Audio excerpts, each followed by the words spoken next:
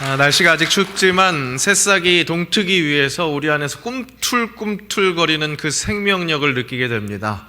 그 생명력의 시작은 그 어떤 것보다도 우리 거룩하신 주님이신 줄로 믿습니다. 우리가 그 거룩한 주를 힘차게 찬양할 때 결국 그 많은 열매들을 우리에게 허락하실 줄로 믿습니다. 그렇게 열매를 그렇게 경험하며 목격하며 사는 귀한 살아있는 그리스도인들 되시기를 축복합니다. 모든 사람들은 젊어지고 싶어 합니다. 오늘 참 젊어 보이십니다. 그렇게 이야기하면 기분 나쁠 사람 아무도 없을 겁니다. 그런 욕망 때문에 그랬는지 한 가지 해프닝이 있었습니다. 유엔에서 세계 연령 분포와 그 상태에 맞춰서 세계 연령 그 구분을 새로 했다는 그런 뉴스였습니다. 그 뉴스에 의하면 65세까지가 청년이랍니다. 그리고 70도 중년입니다. 70대도 중년이고 80세가 넘어서야 그때서야 노년이라고 그렇게 이야기를 한 겁니다. 많은 60, 70대 분들에게 아주 설레게 하는 그런 뉴스였습니다. 하지만 안타깝게도 많은 언론에서까지 인용했었던 이 자료가 실은 출처가 불분명한, 쉽게 이야기해서 유엔에서 그런 발표한 적이 없다고 하는 그런 거짓 자료였습니다. 보신 것처럼 공영방송에서도 이렇게 마치 사실인 것처럼 나왔었는데 실은 그것이 맞는 자료는 아니었다는 것이죠. 젊다고 인정받고 싶어하는 모든 사람들의 욕망을 아주 그대로 확인할 수 있는 그런 해프닝이었다고 할 수 있겠습니다. 하지만 여러분, 나이가 많다고 해서 지나간 날만 아쉬워하면, 그래서 한숨만 쉬고 있으면 그건 될 게 아닙니다. 앞으로 다가올 날을 소망으로 바라봐야 하겠습니다. 우리에게 남은 여생 중에 가장 젊은 날은 오늘입니다. 오늘이 바로 청춘의 때입니다. 그 소중한 날 왜 한숨만 쉬고 있어야 하겠습니까? 오히려 힘차게 앞을 바라보고 그렇게 희망을 이야기하는 것, 그것이 우리에게 이롭겠습니다. 그리고 결코 생체 나이가 그 젊음의 척도가 아니라는 것, 그것을 우리가 명심해야겠습니다. 이스라엘이 가나안 땅에 들어가기 위해서 정탐꾼들을 보냈습니다. 그 정탐꾼들은 아마 젊은이들이었을 겁니다. 그런데 안타깝게도 다른 모든 정탐꾼들은 이것은 우리가 갈 수 없다, 그렇게 겁을 먹었습니다. 그들에게 우리는 안 된다, 우리는 그렇게 이길 수 없을 것이다, 그렇게 한숨 쉬었습니다. 하지만 갈렙은 그들과 달랐습니다. 다만 여호와를 거역하지는 말라, 또 그 땅 백성을 두려워하지 말라. 그들은 우리의 먹이라. 그들의 보호자는 그들에게서 떠났고 여호와는 우리와 함께 하시느니라. 그들을 두려워하지 말라. 갈렙은 그렇게 외쳤습니다. 그때 갈렙의 나이가 40세였다고 합니다. 젊다면 젊을 수 있는 그런 나이였는데 그 나이가 중요한 것이 아니라 젊은 패기로 담대하게 선포했었던 그 갈렙은 결국에는 40여 년이 지난 후에 85세의 나이가 돼서야 그렇게 선포했었던 그 가나안 땅을 밟을 수 있었습니다. 다른 정탐꾼들은 밟을 수 없었습니다. 그들의 정서가, 그들의 정신이 그렇게 젊지 못했기 때문에 밟지 못했었던 그 땅을 갈렙은 85세의 나이였음에도 불구하고 그 젊은이였기 때문에 정말 새벽 이슬 같은 그 젊은 정신으로 그 약속의 땅 가나안 땅을 밟을 수 있었습니다. 그 85세 새벽 이슬 같은 갈렙의 선포, 함께 귀 기울여 보시죠. 모세가 나를 보내던 날과 같이 오늘도 내가 여전히 강건하니 내 힘이 그때나 지금이나 같아서 싸움에나 출입에 감당할 수 있으니 그날의 여호와께서 말씀하신 이 산지를 지금 내게 주소서. 85세의 노인이 그때나 지금이나 40의 때나 지금이나 똑같이 내가 강건합니다, 내가 나갈 수 있습니다. 이유는 무엇입니까? 내 주인이 여호와 하나님이시기 때문에 그 하나님이 주시는 힘으로 내가 강건할 수 있습니다. 청년입니다. 그렇게 청년같이 가나안 땅에서 기업을 허락받을 수 있었던 겁니다. 믿음을 가지고 얼마나 역동적으로 살아내느냐, 그것이 진정 우리를 젊게 하고 청년 되게 한다는 사실입니다. 세상은 점점 세대 간의 분리, 그것을 이야기하고 있습니다. 점점 심각해집니다. 요즘 MZ 세대라고 하지요. 가장 젊은 세대, 그 세대를 괴롭히는 세대가 예전에는 신세대로 불렸었다는 X세대라고 합니다. 직장 내에서 그 MZ세대를 괴롭히는 것이 X세대, 꼰대가 X세대가 됐다고 하는 거죠. 네, 그렇게 세상이 많이 변하고 있고 그 모든 세대를 구분해서 그 하나하나씩 이름을 붙이는 것도 어떻게 보면 그 세대 간의 오묘한 그 이질감을 더욱더 부추기는 것 같은 그런 느낌도 듭니다. 그런 와중에 우리의 사회는 고령화가 되어가고 있습니다. 그래서 이제 주목받는 세대가 젊은 세대만이 아니라는 겁니다. young과 old라는 단어를 합성해서 올드 세대라고 그렇게 이야기합니다. 이 세대는 그러니까 어른 세대인 거죠. 네. 노년의 세대를 이야기하고 있고 그 세대가 지금 주목받고 있습니다. 보건복지부가 2021년 5월에 발표한 2020년 노인 실태조사에 따르면요, 노인의 소득이 2008년을 기준으로 봤을 때 2배 이상 늘었다는 겁니다. 2020년에 2008년에 비해서 2배 이상 늘었다. 이제 노년에 그 노인분들도 다 자기의 경제 활동을 하고 있다는 거죠. 스스로 돈을 벌고 있는 겁니다. 스마트폰 역시 10년 전에는 아무도 사용하지 못했는데 2020년 현재 10명 중에 6명이 사용한다고 그렇게 통계가 나타나고 있습니다. 2023년에는 더 많이 사용하고 계시겠죠.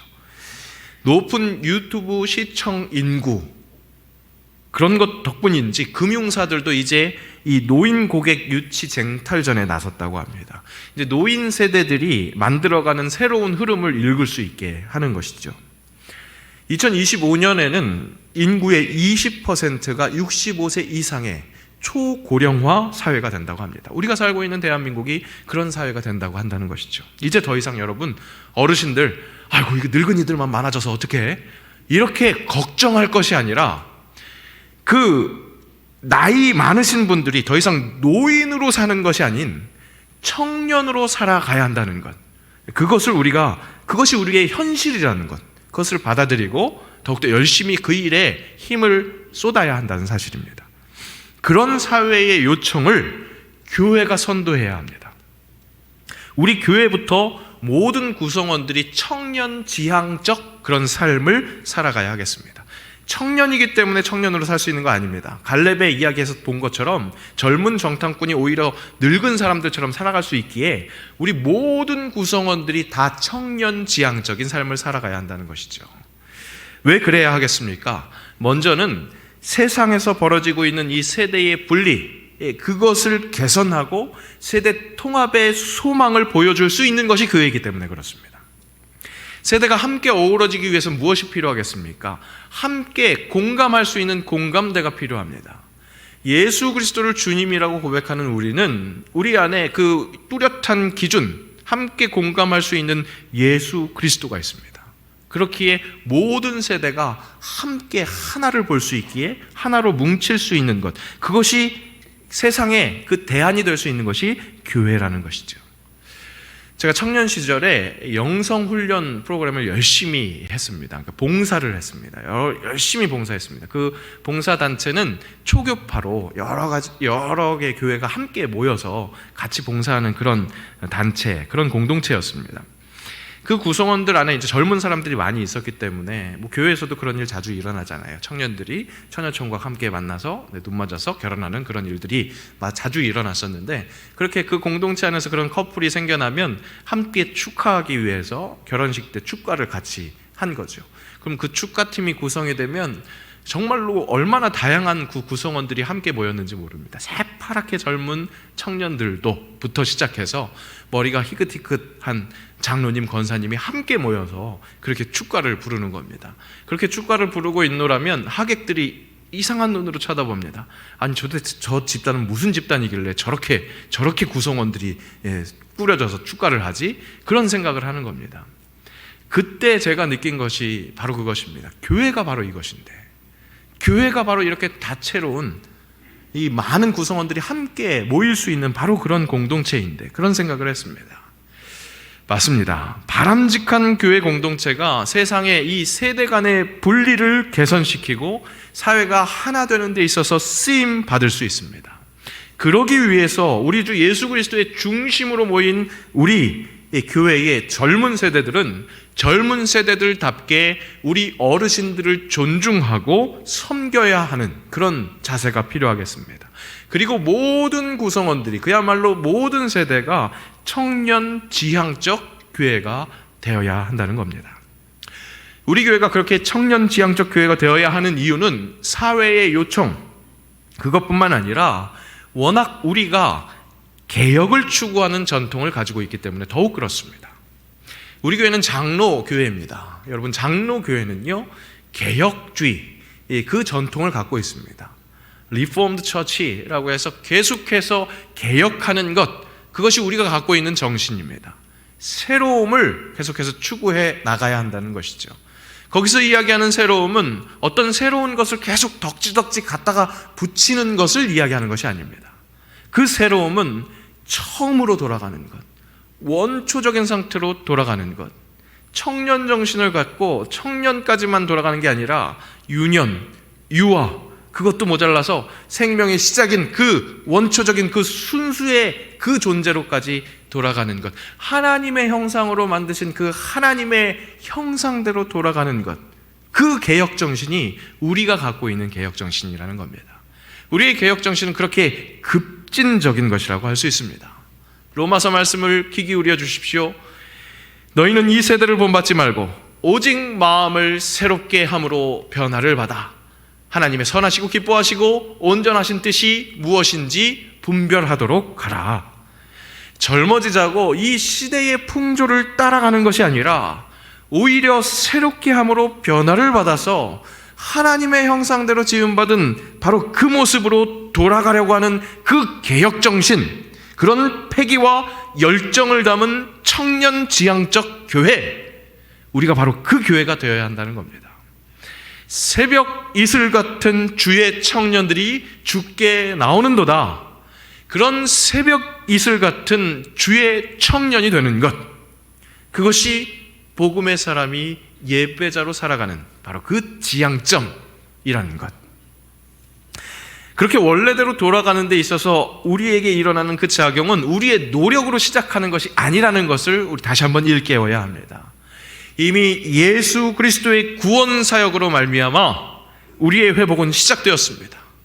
분리되어 있던 하나님과 사람과의 관계, 그것이 가장 큰 문제입니다. 그 문제를 우리 예수님께서 그 담을 허심으로 회복시켜 주셨다는 겁니다. 그는 우리의 화평이신지라 둘로 하나를 만드사 원수된 것과 중간에 막힌 담을 자기 육체로 하시고 십자가상에서 자신의 몸을 투신하심으로, 그야말로 헌신하심으로 하나님과 우리의 사이를 갈라놓았었던 그 담을 허물어 버리셨습니다. 그렇게 회복을 허락하셨습니다. 그리고 우리에게 그 새 사람을 입으라, 오늘 말씀은 그렇게 선포하십니다. 함께 있습니다. 하나님을 따라 의와 진리의 거룩함으로 지으심을 받은 새 사람을 입으라. 오늘 말씀 그렇게 선포합니다. 오늘 말씀은 특별히 옛사람과 새사람, 그것을 구분해서 비교해서 설명하는 것을 볼 수 있습니다. 우리가 읽은 오늘 말씀의 첫 말씀 20절 말씀은 바로 그 옛사람과 새사람의 분기점이라고 얘기할 수 있을 것입니다. 오직 너희는 그리스도를 그같이 배우지 아니하였느니라, 그렇게 시작했는데요, 이 말씀을 보므로 그같이 배우지 아니하였느니라 그렇게 말씀하는 것을 보므로 이 20절 앞에는 옛사람들의 특성, 그 모습들이 드러났다는 것을 볼 수 있습니다. 예상할 수 있습니다. 그리고 18절, 19절은 아니나 다를까 이렇게 옛사람에 대해서 설명하고 있습니다.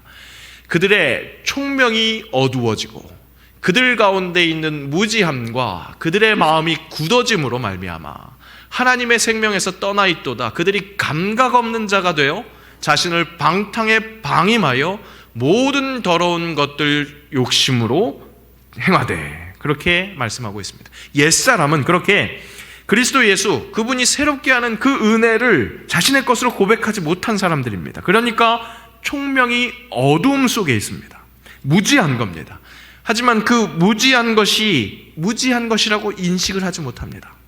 무지하면서 무지하지 않다고 여깁니다. 그러면서 그런 어두운 무지 상태를 유지하는 강팍함까지 있습니다. 그들은 촉수가 죽었습니다. 감각이 없는 자가 된 겁니다. 그러니까 방탕함에 있어도 계속해서 문제의식을 느끼지 못하고 더러운 욕심을 내는 겁니다. 신경 다 죽어가서 무뎌진, 정말로 죽음 바로 앞에까지 있는 노화되어버린 그런 노인과 같은 그런 옛사람의 상태입니다. 여러분, 그런데 그런 옛사람과 비교되는 새사람은 어떤 상태입니까? 함께 읽습니다.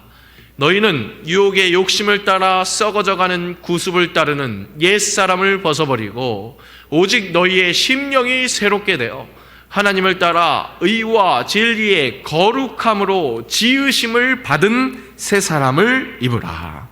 자, 여러분, 이 새사람의 상태를 이해할 때 가장 먼저 놓치지 말아야 할 것은 내가 새사람의 신분을 따내는 것은 아니라는 사실입니다. 새사람을 입으라 라고 말씀할 때 그 새 사람은 여러분 지으심을 받을 새 사람이 아닙니다. 확인하십시오. 지으심을 받은 새 사람입니다. 자기를 낳는 사람은 없습니다. 출생은 타인에 의해서 이루어지는 겁니다. 성도의 새로운 출생, 그 중생도 나 스스로 의해서 이루어지는 것이 아니라는 사실입니다.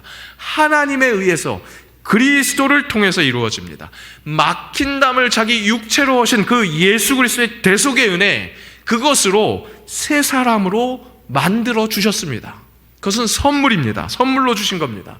만들어 주신 그 모습으로 새 사람답게 살아내는 것, 오늘 새 사람을 입으라 라는 그 명령은 그렇게 새 사람의 신분에 맞게 살아내라는 강력한 명령인 겁니다. 여러분, 성도는 분명히 신분상 새 사람인데 새 사람으로 살지 못하고 실존적으로는 옛사람처럼 행동할 가능성이 있습니다. 노예를 풀어주자마자 노예가 그것을 노예 생활을 완전히 접고 이제 그냥 평민의 삶을 살아가지 못하는 것처럼 노예 근성 때문에 그 모습을 그대로 갖고 있는 것처럼 우리에게도 그런 일이 일어날 수 있다는 겁니다. 오늘 말씀은 이미 허락하신 그 새 사람의 신분, 그것에 맞게 살아내라, 그런 강력한 명령입니다. 굳이 다시 그 어두워지고 무지해지고 딱딱해지고 감각이 없어지는 그 방탕의 나락으로 그 떨어지지 말라는 하나님의 말씀입니다. 성도 여러분, 여러분이 성도로 불릴 수 있는 그 이유는 예수 그리스도를 통해서 하나님의 자녀가 되는 권세, 그렇게 새 사람이 되었기 때문입니다. 예수님을 통해서 허락하신 하나님의 은혜로 우리는 새 사람이 되었습니다. 하나님은 그렇게 당신을 새 사람으로 지명하셨습니다. 사탄 마귀는 계속해서 우리 안에서 속삭입니다. 아니, 네가 뭐라고? 너는 또 그냥 쓰러지고 자빠지잖아. 다시 순식간에 하나님 등지고 살아갈 거잖아. 넌 그냥 그렇고 그런 옛사람이야. 그렇게 도발합니다. 하지만 여러분, 당신은 고귀한 하나님께서 자신의 형상대로 지으신 가장 소중한 존재입니다. 죄로 물든 내 심령, 항상 실패하는 것 같은 내 삶이지만 하나님께서 예수 그리스도를 통해서 대속하신 그 자녀의 신분 박탈될 수 없습니다. 말씀은 계속해서 우리에게 그 정체성을 일깨우시면서 약속하십니다. 야곱아, 너를 창조하신 여호와께서 지금 말씀하시느니라. 이스라엘아, 너를 지으신 이가 말씀하시느니라. 너는 두려워하지 말라. 내가 너를 구속하였고 내가 너를 지명하여 불렀나니 너는 내 것이라. 오늘 당신을 다시 이 예배의 자리로 부르신 것도 자꾸 그 지명하여 부르신 것을 잊고 옛사람인 줄로 착각하고 그 스스로 옛자리로 돌아가려고 하는 우리에게 다시 이 자리로 부르셔서 귀에 못이 박히도록 말씀하시는 겁니다. 너는 내 것이라. 너는 내 것이라.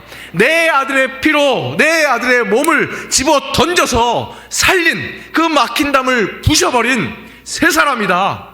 그렇게 말씀하십니다. 다시 확인시킵니다. 그러니까 여러분, 그 새 사람의 신분으로 살아내라고, 예배자의 삶을 살아내라고 말씀하시는 그 말씀에 순종하시기 바랍니다. 맞습니다. 우리는 그렇게 예배해야 합니다. 우리의 출발점, 하나님에게로 돌아갈 수 있게 하신 그 예수 그리스도, 우리 구주 예수 그리스도를 뚫어져라 쳐다보므로 그분이 허락받은 그 영광을 함께 누리는 그런 새 사람, 그렇게 심령을 새롭게 하는 말씀을 경험할 때 우리의 입술에서 터져나오는 새 노래를 발견하게 되는 것이고, 우리의 기도가 삶으로 연결되는 그 역사를 체험하게 되는 것입니다. 바로 그렇게 예배하는 것, 새 사람을 입는 것, 하나님이 원하십니다. 새벽 이슬 같은 주의 청년들이 주께 나오는도다.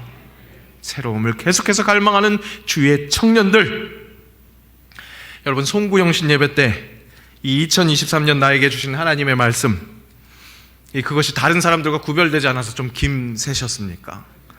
그래도 나에게만 주시는 그런 말씀이 있어야 하는데, 그래야 은혜인데 그런 것으로 아쉬워하셨습니까? 하지만 여러분, 이 많은 성경 말씀 중에 이 한 말씀을 우리 새영광교회 모두에게 허락하신 것, 하나님의 은혜이고 그런 가치가 있는, 의미 있는 말씀입니다. 더군다나 같은 말씀에서 각 사람마다 각양각색의 은혜를 우리 주일 1월 내내 이 주일 말씀을 통해서 함께 묵상함으로 그야말로 함께 다양하게 그 은혜를 누리고 있습니다. 바로 지금 주의 권능의 날로 여기고 심판의 날을 살아가는 것, 그것이 우리가 누릴 삶이라고 했습니다. 거룩한 옷, 하나님께서 먼저 베푸신 그 은혜를 기억하면서 경청하는 자세, 즐거이 헌신하는 것, 나에게 주신 복이라는 것, 바로 그 자리에서, 우리의 일상의 자리에서 감사로 감당하자고 말씀은 우리에게 명령하셨습니다. 그리고 오늘 새벽 이슬 같은 청년, 그렇게 청년지향적인 삶으로 항상 리프레시되는 새 사람, 그 신분에 맞는 삶을 살아내는 그런 새 사람을 입자, 이렇게 허락하신 은혜에 합당하게 응답하는 삶, 예배하는 것, 정말 생명력 있는 청년답게 굳어지지 않고 푸릇푸릇하게 살아내는 것, 여러분, 그것이 우리에게 꼭 필요하다는 것, C.S. 루이스는 좀 더 고상한 말로 이렇게 우리에게 가르쳐 줍니다. 좋은 재료로 만든 피조물일수록, 더 똑똑하고 강하고 자유로운 피조물일수록 옳은 길로 가면 그만큼 더 선해지지만 그른 길로 가면 그만큼 더 악해지는 법입니다. 여러분, 우리는 하나님의 형상대로 지음받은 자들입니다. 우리의 재료는요, 원재료는요, 너무나 좋은 재료예요. 그런데 이 좋은 재료가 나쁜 길로 가면 더욱더 안 좋아지는 것이고요, 좋은 길로 갈 때, 옳은 길로 갈 때 정말 하나님의 그 형상대로, 그 지으신 그대로, 그 아름다운 모습대로, 그 영광스러운 모습대로 회복되는 것입니다. 여러분, 새 사람의 길을 나섭시다. 젊게 사십시오. 더 크게 아멘하십시오. 젊게 삽시다. 트렌드에 맞춰서 이 세대를 본받는 그런 젊음이 아니라 지으신 그대로 돌아가는, 그렇게 만들어주신 그리스도의 은혜를 제대로 누리면서 새 사람의 삶을 사는 것. 그래서 진정 이 시대에, 이 세상의 소망이 되는, 이 세상을 이롭게 하는 새 사람이 될 수 있기를 바랍니다. 이번 한 주 우리 주변의 사람들까지 그 옳은 길로, 더욱 선한 길로 함께 갈 수 있게 하는 복의 근원들 되시기를 주의 이름으로 축복합니다. 기도합니다.